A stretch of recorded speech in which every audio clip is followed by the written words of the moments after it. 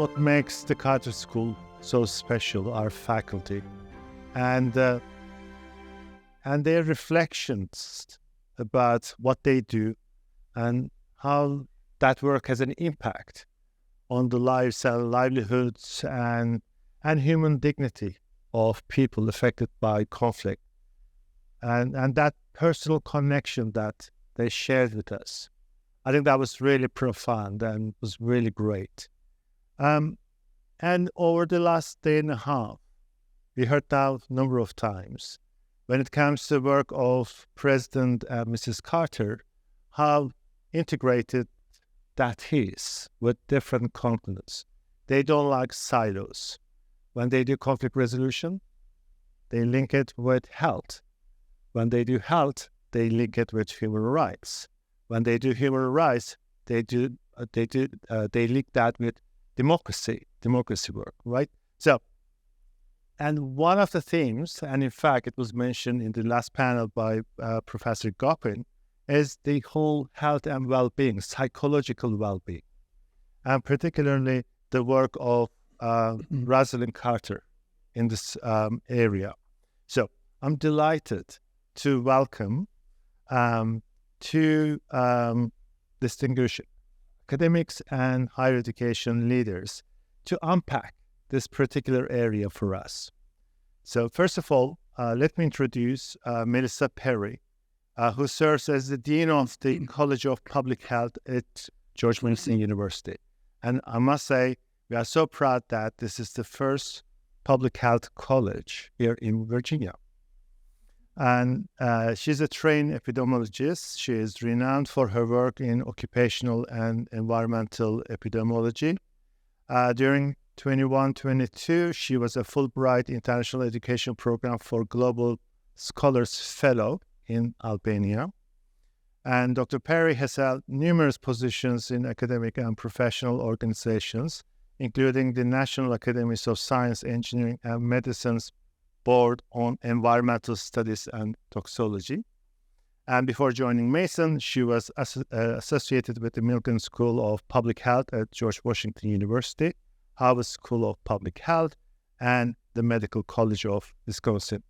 So I'm welcoming Dr. Perry also as a fellow dean, and I'm so appreciative of the fact that we are able to do the celebration as across the GMU, and my fellow deans are part of this.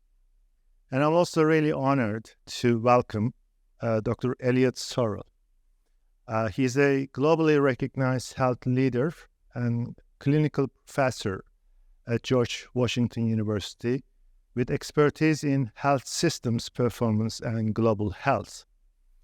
He has contributed as an expert to various international health organizations, such as the WHO, NIH, World Bank Group, and OECD. Among his significant achievements, Dr. Sorel developed the total health model, an integrated approach to primary care, mental health, and public health. He's led pivotal clinical public health research projects and is the author of several influential publications, including 21st Century Global Mental Health. Dr. Sorel's commitment to advocating for mental health rights and the integration of healthcare has earned him numerous accolades and awards globally, including recognition from Rehabilitation International, the American Psychiatric Association, and the Romanian government. What a delight, what a great opportunity for us to talk about the mental health and well-being contributions of two greatest peacemakers of our times, President and Mrs. Kurtzer. So over to you, and thanks very much for joining us. Thank you. Thank you. Ozerdam, Al, thank you so much for that very generous introduction. This is a really exciting moment for us, very exciting. And I can tell you that when Dean Ozerdam invited me to be part of this really important event, it was an absolute yes from the moment that he mentioned it. And I knew it was a critical time to be able to talk to you all anew and to remember the major contributions that President Rosalynn Carter has had in mental health. Just remarkable. And I know that those themes have been coming up in the last 2 days, and we're very excited to unpack that with you. Before I get to turn to my beloved and esteemed colleague, who I invited to be part of this because I knew how expert Eliot was in understanding this history, how formative the Carters have been in where we currently are when it comes to mental health in this country. Before I turn to that, let me share a story because our prior panelists were so generous in their stories. I came from rural Vermont, and I was a full Pell scholarship to the University of Vermont, and I was leaving a tiny rural town, and I was very intimidated by coming to the metropolis of Burlington, Vermont. And I had heard of this professor, and he was a psychology professor, and I was really interested in mental health because in my tiny town, there were a lot of mental health problems. There was substance abuse. There was a lot of single-parent families. There's a lot of divorce. There was a lot of teen pregnancy. And so I knew I wanted to go into psychology, as a first-year aspiring college student knows. And I'd heard about this great professor, and he wrote this article in Psychology Today that I read in my freshman dorm. And it was called "The Answer is Prevention." And his name was Gerald E, and he was the past president of the American Psychological Association. And the way in which he got to his point in his career to realize that when it came to the tremendous burden of mental health, emotional, social, psychological health and well-being, that we weren't going to treat our way out of it. And the way he figured that out was through his work on the President's Commission of Mental Health that Jimmy Carter started. So George was very much influenced by this notion of the prevention of mental disorders. And so that was in the 70s. Now, can you imagine talking about prevention when most of the people experiencing mental disorders were all hidden away in institutions? And so George and others were talking about the social causes of mental disorders, and also that it didn't matter how many clinicians that we trained, we'd never be able to contend with the population burden, the number of people that were in need and growing, that those numbers were growing. So George took me under his wing. I reached out to him as part of a program that was Take a Prof to Lunch. So I found the courage to invite George to lunch and told him about my rural background. And in those days, if you were from rural Vermont and you were coming to the University of Vermont, you were considered a woodchuck, which was a disparaging term for rural Vermonters that, were coming out of the woods, out of the mountains. And he just really took a shining to me. And that led to a several decades long experience and collaboration. And it was his work with the Carter Commission that made me aware of the importance of prevention. He was the one that talked me into going into public health rather than into clinical psychology, because the Carters truly understood that in order to recognize and to face the needs of the population, you had to think about community. You couldn't think about these institutions where people were hidden away and treated en masse. You had to recognize that all people contending with mental disorders needed to be treated with respect and dignity, and we had to remove stigma. So George taught me, and now I'm going to turn to Eliot in just a moment. George taught me that, and he really had his students learn this phrase, and I've used it many times, and that is that no mass disorder afflicting humankind has ever been brought under control or eliminated by simply attempts at treating the individual. And it made me realize that really prevention and population health was where we needed to go. And so enter Eliot. Eliot and I met at the George Washington University with a shared passion for public mental health. How do we face the needs of our society from a large population perspective? And so I knew for this panel, Eliot, you'd be the perfect person to provide your perspectives. Little did I know how much the Carters influenced your career and how you've evolved with them in many ways over their 15-year impact on mental health. So tell us a little bit more about some of your experiences with the Carters. Sure. I'll start with a little story, not as long as yours, but still more. I was poised to organize a symposium of the annual meeting of the American Psychiatric Association in 2005 in Atlanta. The symposium was going to focus on one of my passions, namely the area of comorbidity. Illnesses do not occur in silence. Most people have 2 or more illnesses, those who have illnesses. So cardiovascular disorders and depression was a topic I was very excited to organize that year in Atlanta. Then the South Asia tsunami happened, and that derailed my cardiovascular depression. I said, no. I said, we need to focus on this. So I abandoned the original plan. I reached out to my colleagues in the American Psychiatric Association, and I said, we need to deal with this trauma because it cuts across multiple issues: biological, psychological, social, political, etc. And it cuts across geography, because at that time, at Christmas 2004, when this happened, there were lots of tens of thousands of North European tourists there. So it didn't affect just South Asian people. It affected many people in Europe as well. So my colleagues at the APA were absolutely thrilled with the idea. And then I thought, I'd like to do this at the Carter Center. Why? Because I was early on inspired. I was a young doctor, just finished my training in psychiatry at Yale. And my first job was to develop a mental health clinic in a family health center. From the very beginning, I did not think mental health should be separate, because I truly believed, and I still do, separate means unequal.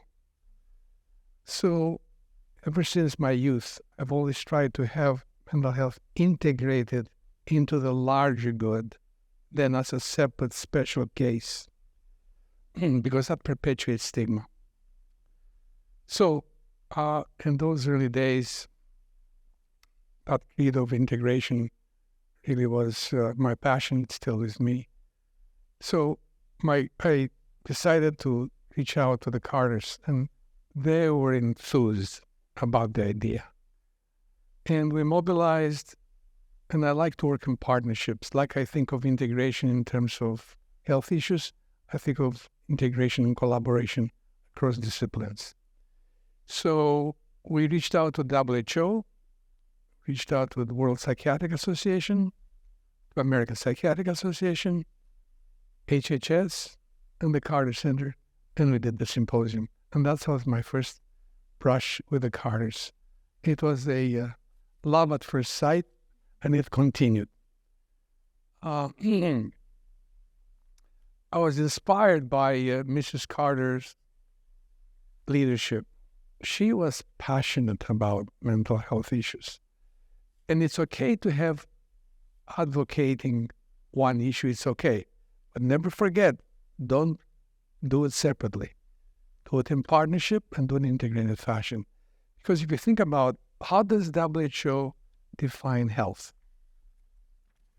And that should guide us when we think about the integration.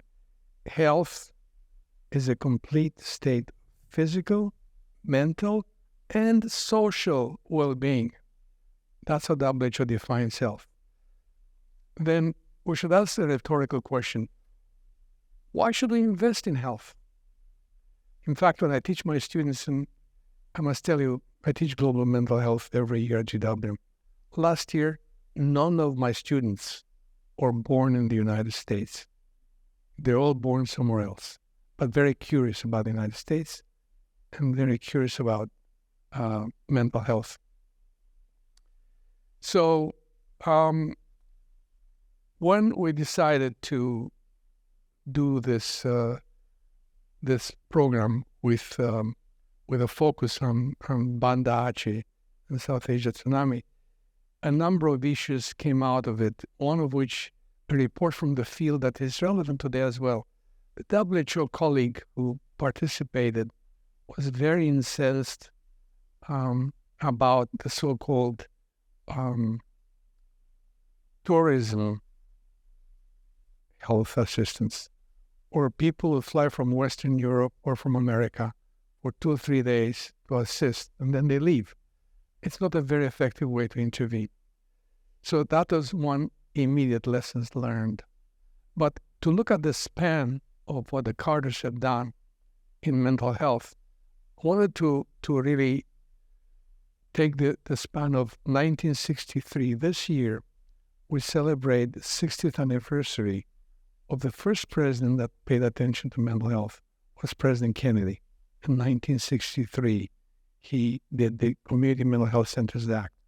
But the Carters have been truly most influential because as a result of what they did in late 1970s, followed by Mrs. Carter's testimony, this is the first time a First Lady testified at WHO about mental health. Then what followed really emerged, I believe, partly from President Kennedy's, but mostly from them. We had the Domenici-Wellstone Amendment that was in the 1990s. We had also the leading women leaders for mental health that included both Mrs. Carter and Mrs. Ford. Mrs. Ford was courageous enough to fess up her substance use problem. And the two of them, Mrs. Carter and Mrs. Ford together, brought together this group of First Ladies for mental health, and had the privilege of meeting with them at the Pan American Health Organization in Washington, which is a WHO office for the Americas. In the Clinton administration, I think the Carter influence was felt as well. How do I see that? Well, for the first time in the history of the United States Surgeon General, in 200 years history of a U.S. Surgeon General, there was a report on mental health in 1999. And that was a seminal report, extraordinary report, that brought to light both the benefits of attending to it, not just for those who suffer, but for the whole country. And then in the early 2000s, then the Carters launched in their inimitable leadership. They realized that, as the credo of the center says, waging peace, fighting disease, and also attending to well-being, they attended to these issues in a way that realized that one needs to translate this knowledge to a general public and to policymakers. So they established the first international journalism fellowship on mental health. And journalists would spend several weeks at the Carter Center to learn how to present mental health to the public and to policymakers. I'll stop here for a moment. I love the history, and you lived it. You lived each of those chapters, and I wanted to make sure, again, when Al asked me about this panel, I just wanted to make sure that everybody recognized how long this evolution has been. So to have the Carters be thinking about these issues in the late 70s, in some ways you may feel, especially since COVID, you may feel that these are new problems and new ideas. But in fact, they were prescient to understand how critically important national policy and very proactive, bold policy was for illuminating issues related to mental health. So if I was doing some research back in the commission report from 1978, here were the cornerstones: community-based care. This was a revolutionary idea. It was a very radical idea. Deinstitutionalization. You can imagine how controversial and how fraught and how much debate there was. Prevention and early intervention. The notion that mental disorders were not just entirely brain diseases that one is born with, or that you're genetically defective and therefore that's why you're mentally ill. Those messages were very, very radical and very groundbreaking. An anti-stigma campaign. I don't know if you know, but Roz Carter's brother, Murray, had schizophrenia. So it was very personal for her. And to take that kind of personal risk as First Lady and say, I'm going to open this up and draw attention to these issues on a national scale was incredibly bold and incredibly courageous. Equal treatment. In many ways, we're still not there. But they were one of the first leaders to broach this topic, to recognize that everyone with a mental illness should receive equal rights and opportunities, including employment, housing, and in order to combat discrimination and prejudice. And then research and data collection. A lot of research came out of the commission and ultimately the act. The kind of research where how do you figure out at any one point in time how many people in the United States are living with the mental disorder? You can go to mental health clinics, you can go to psychiatric hospitals or units, but that's just the people that make it in for care. Think of all of the untreated individuals. That requires community-based research. It requires going house to house and administering surveys. It's some of the work that I did in my graduate studies that George Albee really influenced me to go into, which was psychiatric epidemiology and public mental health. And then finally, education and training. Those were the recommendations in 1978 that ultimately led to the Mental Health Act of 1980. It was very revolutionary. So community mental health, Eliot, how did that resonate with you? How did it inform your training in psychiatry? And I really can appreciate how you've embodied it in your a lifetime of work. But what was it like in those during the 1980s to be influenced by these ideas? Well, I'll start with another little anecdote. As a medical student, I reached out outside of my school to two psychiatrists that inspired me. Both were Scottish. One was Maxwell Jones, and the other one was Ronnie Lang. And what attracted me to their ideas? Maxwell Jones had been a research physiologist, but in the latter part of his career, he turned from basic physiologic research to looking at social systems. And that was something I was not taught in medical school. I thought, that's quite interesting. So I reached out to him and I spent some time learning and studying with him. And the idea of the impact of social systems that has stayed with me is part of what attracted me to the Carters, because they thought systems. And they saw systems not in silos, but integrated systems. So I was ready as a medical student, instinctively connecting with a scientist who saw the healing power of systems rather than looking at the ills created. And then Ronald Lang was a rebel psychiatrist that was discredited by many of his London colleagues. Why? Because he focused on one system and people felt accused, the family. And I think if one can differentiate the importance of that system and not feel accused that they cause illness, I think it has a great deal of merit, because we need to think about what are the systems that promote health and how can we buttress those systems that promote, protect, and preserve health. Family is one of them.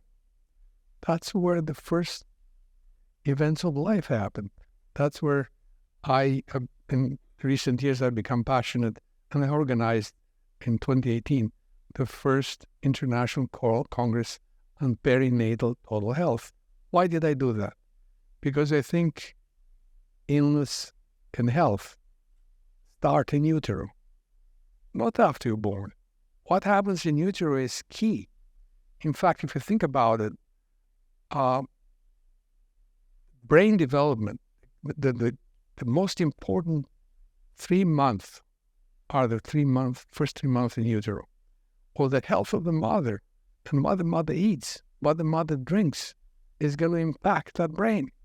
So long before there's social systems or anything else, that system needs to pay attention to. So I think back to, Melissa, to your question about community. I think of community in many communities. There's a community, the small c is the family, is the first community for a baby, for a child. And when you think about prevention, it's a reference I frequently make to my students. I think prevention, health promotion, health protection, and illness prevention starts in utero and continues the first few weeks and months of life. In fact, babies that can feel their mother's skin can be breastfed. Those are two initial health-promoting illness prevention intervention in life. Before there's any illness or any distress, the connectedness, the skin-to-skin connectedness, and the feeding from mom's breast are two of the most successful in our species of health protection and illness prevention. It's very, very powerful.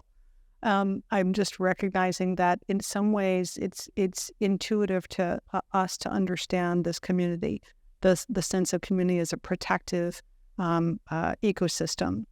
And again, getting back to what the way of thinking was in the 1980s, these were very radical ideas for a variety of reasons. Again, the isolation, the stigma, the invisibility of people with mental disorders.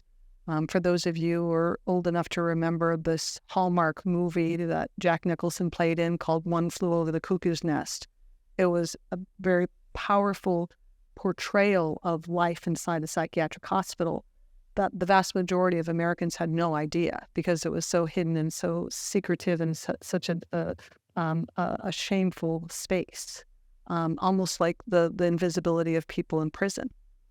And so for the Carters to want to not only talk about it, but to really shine a light and to disrupt and to revolutionize how we thought about people in institutions was very, very powerful.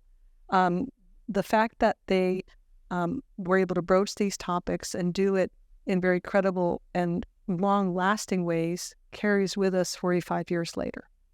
And as Eliot described, the subsequent policies that came out of the 1980 Act. Now remember, it's really important for you to realize, again, testimony to how radical it was. It was later repealed. First of all, it was underfunded. And so during the Reagan administration, that Mental Health Act was repealed, and it was largely based on how expensive it was. That budgets are tight. We're in a constrained fiscal time. It's going to be too expensive to enact all of this reform. And in part, one could argue that it led to a massive wave of homelessness because we did not fund at the level that the Carters intended the community mental health centers. So the other part I really wanted to mention about the revolutionary concept of community and community mental health was this other side of the argument, which is mental disorders are genetic. They're brain diseases. You're born with that inherent weakness or vulnerability. And I wrote an article, it was in the 90s, and George certainly influenced my thinking about this. I wrote an article about the difference between the social causation model of mental disorders versus the downward drift hypothesis. Downward drift was essentially you were born genetically deficient, hardwired for mental disorders, and therefore socially you drifted down into the lower class because the association between social class and mental disorders are very well established. The social causation model is exactly, I think, the way that the Carters have thought about mental disorders all these years. And that is, it has just what you're saying, Eliot, so much to do with the social opportunities, the resources, community support, familial support, parenting support that one has the privilege of having access to.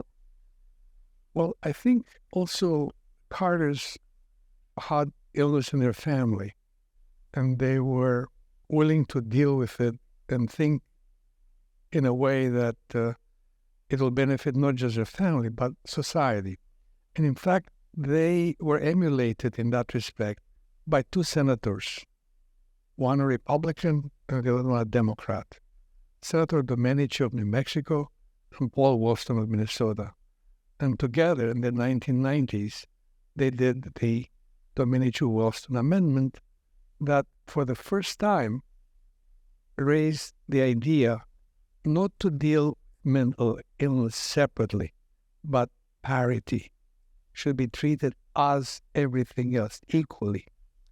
That was very appealing to me. At that time, I was active with the Medical Society of the District of Columbia, and we gave them an award. I personally went to their offices and met with them and gave them their award because my sense was, after having been a young doctor, and by the way, this mental health clinic at a family health center I did was in the West Indies, was for the first time I was in a racial minority. It's a very great learning experience. But meeting with them and thanking them, because I envisioned that though it was a modest beginning, it was an amendment, it was not a law, there were no funds allocated to it, but it was an idea, a spark, that I thought may lead to greater things, and I think they did. What happened? After we had the Surgeon General report in 1999, and then we had parity law, the Domenici-Wellstone parity law. For the first time in the United States, we said, this is not separate. This is equal. This is equal. It was signed into the law by President Bush and enshrined smartly, not as a separate mental health act. I give credit to the Carters, but President Obama did one up. He inserted this in integrated fashion into the Affordable Care Act, where mental health became an integral part of total health. I was passionate about it. I participated in President Obama's community meetings. He enlisted us to give ideas. How are we going to roll this out? Once President Bush signed it, now it was up to him to roll it out in his term. And it wasn't easy, and it's still not easy, because I think we have to do this extraordinary historic act that is deeply rooted in what the Carters started. Although theirs was mental health alone, this is comprehensive, integrated, but the Carters deserve the credit because they started this ball rolling at the policy level that came full-blown with Domenici-Wellstone. President Bush, truly bipartisan, from Domenici-Wellstone, Bush, Obama, and then assaults to kill it. Twice before the United States Supreme Court to abolish the Affordable Care Act. I'm happy to report to you, I was a happy warrior and a co-signatory of the amicus curiae for the United States Supreme Court regarding the assault on the Affordable Care Act. And we prevailed both times. I would not be surprised that it may be attacked again. I don't understand, frankly. I'm trying to understand, and it's hard for me to grapple with this. This is such a common sense thing. It's not a separate thing.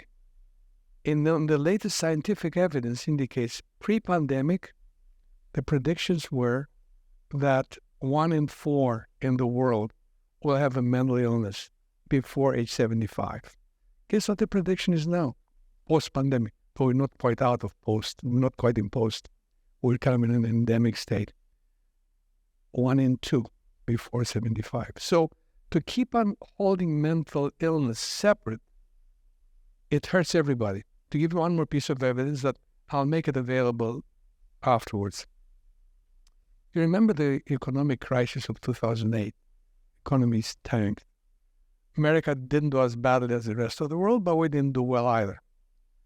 So in 2009 and 2010, all of a sudden, the Organization for Economic Cooperation and Development in Europe got shocked with the tab they had to pay for disability. So the economy started to analyze the data. What is going on here? It's like a tsunami of disabilities they had to pay. And when they found out most of the disabilities they were paying were for mental illness, post the economic crash. So the economy said, they surrendered.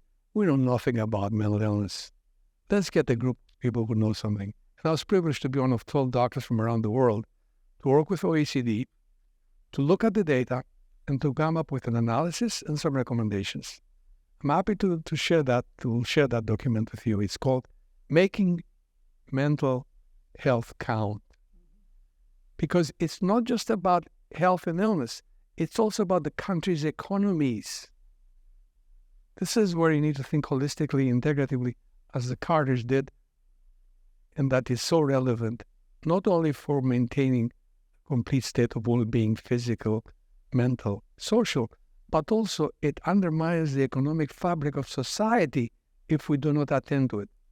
There's a concept in our field called presenteeism. What is presenteeism? Presenteeism refers to people who are at work, but they're working at 60% capacity. Why? Because they have untreated mental illnesses or other illnesses. So because of all these issues, and because the credit that the Carters were deserved to start this going, we now have the knowledge of what are the various elements why this should be part of an Affordable Care Act, as it is. And to ask why, my students ask me, as I said, mostly from not born here, I said, doctor, how come there's so much discrimination, although there's great discrimination in other parts of the world as well? But I think I gave them the example of how does the United States Congress deal with budgetary allocation with two items, the military and health. When it comes to the military, it's referred to as an investment. When it refers to health, it's a cost. Well, we need to invest. Health is an investment. Absolutely. Absolutely. We had planned on having a dialogue with the audience. I really want to hear your comments, questions, and recollections. Before we do that, one provocative question I'm going to spring on you, Eliot. If we could ask President and Rosalynn Carter to give the country a grade for how we've done in advancing issues related to the support of and prevention of mental health and mental disorders, what kind of grade do you think they would give us? Probably C-. Okay. But I want to add one more thing. I think America is a fantastic country. We have all the resources to move this forward. We need, though, the political will to do so. And we need to treat mental health not separately. Separate is unequal. It has to be, this Affordable Care Act is the model. And the brain is the model. Because, this is the integrator. All the other gadgets that are being developed are based on this model. Mm-hmm. So we need to think about making the most of it. And I think that kind of impetus is required. But before I go to the question Q&A, I just want to present a little gift to my friend here and relevant to what we're talking about. A few years back, I wrote one of my books titled 21st Century Global Mental Health. And I thought that this book that will be addressed was intended for public health students. They should know the importance of translating scientific evidence in the field to those who make decisions. And that was the idea that I was inspired by the Carters, by the International Journalism Fellowship in Mental Health.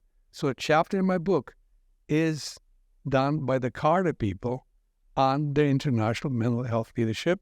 So I want to give this to the dean and her students, and with a little dedication that I said to Dean Melissa J. Perry, George Mason University, students and faculty, sincerely, Eliot Sorel. Thank you so much, Eliot. Thank you very much. Thank you. I'm very excited to read it and to share it with students as well. Great. Thank you. Hello, I'm Daniel Rothbart, faculty at the Carter School. Thank you so much, Dr. Sorel, for your insights, and Dean Perry. As you know, the Carter School focuses on different forms of violence. And there's a lot of talk these days about the mental health basis of the violence of, the mass shooters and so on. And so so that's one question. And related is the mental health implications, that is the impact. So, going from the cause to the shooter, and then from the shooter, that episode, to the possible mental health impact, trauma, or whatever the proper term is. So I know that's a big question, so what is your insight about that? Well, first I'd like to make a reference for you. Since you're a faculty, you'd like to be connected with some scientific evidence. Research on violence in the United States, support from the government ceased in 1992. And I think it's being tried to be revived. And I hope the Biden administration will be successful, though not in this dysfunctional Congress. But we know that mentally ill people are not more violent than the rest, exception, those who are not severely ill and not in treatment. So ill, untreated, yes, they're more likely to be involved in erratic acts. But mentally ill people in treatment are not. In fact, most of the violent acts are not committed by mentally ill people. And in fact, access to guns is a major source of the problem. And we keep on sort of burying our head in the sand, making believe that guns is just a Second Amendment right. Well, the right to keep on killing and killing is not in the Constitution. And so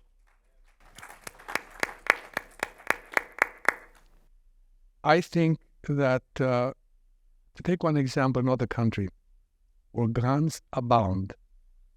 What country is that? Switzerland.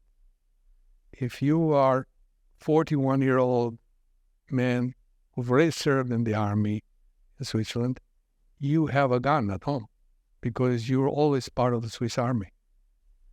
There's not much shootings in Switzerland. Plenty of guns. There are guns in every home in Switzerland. So it is really an issue here. We are the most armed country in the world. We have over 300 million guns in the homes of the United States. So I don't have any, I'm not optimistic that we'll be able to pass any legislation in this Congress about this. But I think we need some legislation. And I think we need a campaign to show the scientific evidence. So, we are traversing a very weird space in the world. There's a huge anti-science movement. And scientific evidence is not anymore carrying the weight that it used to carry. So it's almost like science has to reclaim its credibility. The lack of credibility in scientific evidence empowers the naysayers to prevent any effective legislation at the moment. So a bit stuck. I'm sorry I can't give you a more optimistic message, but I think this is a reality we have to deal with. I completely agree. Absolutely. I would echo everything that you just said, Eliot. Daniel, we had the pleasure of convening a panel last spring at the College of Public Health, where we brought together a variety of different perspectives, including yours from a peacemaking perspective. We had a social worker, we had an anthropologist, we had a pediatric public health expert, and continuously communing the conversation is absolutely necessary.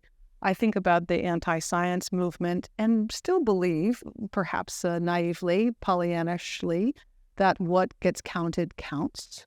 And again, looking back at the mental health legislation from the Carters in 1980, research and training was a hallmark of that bill. They understood how critical it was to do the systematic assessment of the burden of mental disorders, and so too is the necessity. We have hidden the gun problem by not doing any research on it, by forbidding research on it. So that is a really important step. Another comment or question? Yeah. I am Mark Open. Thank you so much. There's so much I learned from both of you. Just a question on this question of persuasion and social change on policy and looking at the sources of what is the resistance to mental health exactly, and where does it fit along the lines of partisanship and conservative and liberal spectrum? To what degree are we doing any soul searching about? I'm privy to a lot of very conservative movements and religions, and it's amazing to me how much work they're doing on family health, as if psychotherapy is the alternative that is unacceptable.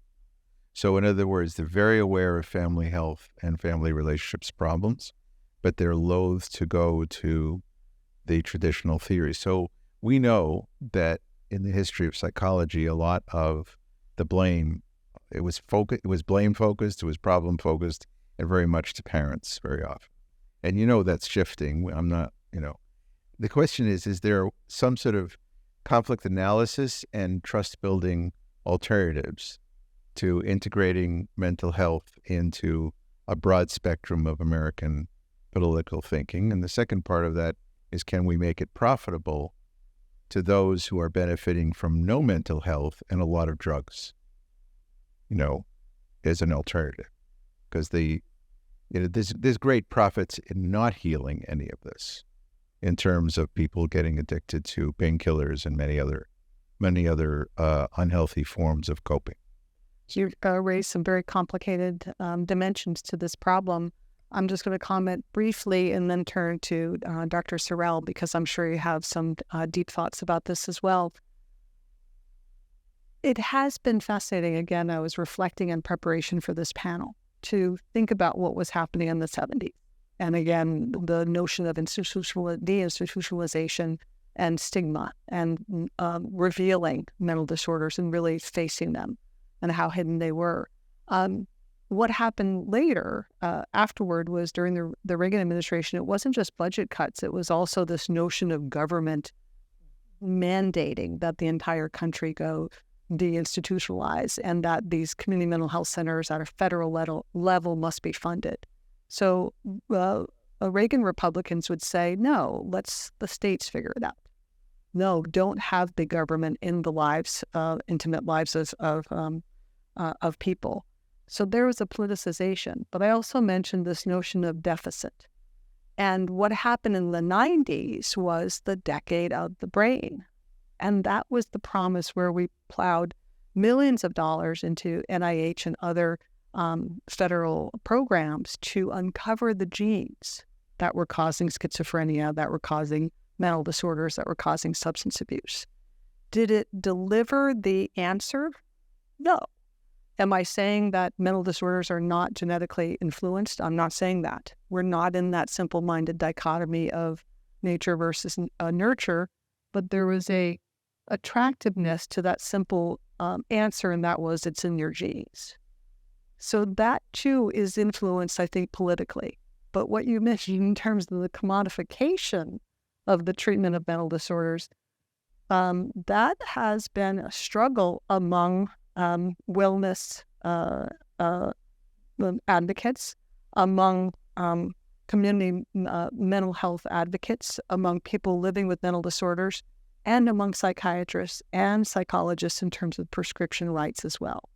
So I think we're always looking for an easy answer. That's my simple-minded synopsis. We're always looking for an easy answer to mental disorders. I think we're at a very interesting and unprecedented cusp of paradigm shifts, multiple paradigm shifts. I'll fast cut to one of them, the challenging eye of AI and ChatGPT. That is going to speed, properly utilized, AI can help us uncover the mystery of the brain that has never been uncovered until now. Our knowledge of the brain, we know only about 15% of what the brain can do. I'm not suggesting reductionistically that all health and illness is about the brain. But unless we understand thoroughly the brain, the rest is we're bumbling.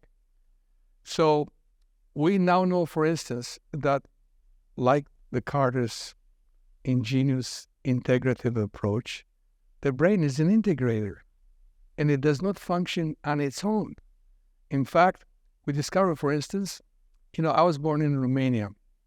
When I first came to this country, I heard this expression, I have a gut feeling. I said, my God, how could you have a gut feeling? This was in my youth, my 20s in America. Now I understand, yes. The gut, the microbiome, in fact, has a direct link with the brain. And at times, we might not even know which one prevails in what situations. It's a mystery, but it's a mystery, intriguing mystery that we're just discovering. Additionally, we thought that the genome is the genome. Follow the genome and you get the secret. Wrong, reductionistic, 19th century thinking. Our bodies do not work in silos. It's an integrated system. So understanding, I'm very passionate about 4 dimensions: the brain, the immune system, the genome, and the gut. These 4 dimensions are not well understood how they interact with each other. Again, I'm hoping that although we go through a spat of anti-science advocacy, we will prevail and be able to discover some of these mysteries and not forget and not think that it's all about genes and biology. The social context will have to be taken into account. But it is in this realm of multiple integrative, systematic, integrative approaches that science has not yet developed, because we have a model of scientific evidence search reductionistically. That is antithetical to what life is. So that's why we're caught in these chasms of no wins, that the question that you're raising. I hope that we're able to manage smartly this time AI and help AI as an ally to help us speed this process of understanding to a better future. Thank you for inviting me. Thank you very much.